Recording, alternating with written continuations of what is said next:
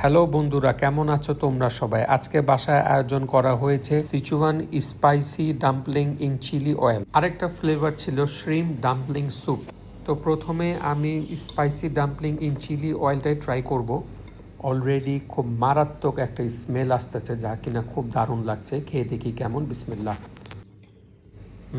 Honestly খুব flavourful, spicy, সেভারি আর হালকা নাম্বিং Sichuan flavour একদম পারফেক্ট ব্যালেন্সে ছিল। ডাম্পলিংটা ছিল একদম সফট আর ভিতরে ফিলিং ছিল চিকেন অ্যান্ড মাশরুম। এখন শ্রিম্প ডাম্পলিং স্যুপটা ট্রাই করব।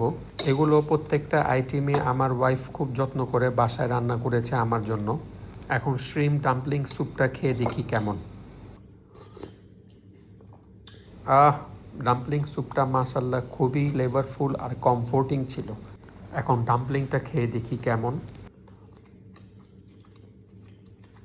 ভিতরের শ্রিম্প ফিলিংটা একদম ফ্রেশ আর জুসি। যারা লেস স্পাইসি পছন্দ করেন, যারা ঝাল কম পছন্দ করেন, তাদের জন্য এটা পারফেক্ট। এখন খাবো হচ্ছে থাই আইস টি, এটাও হোমমেড।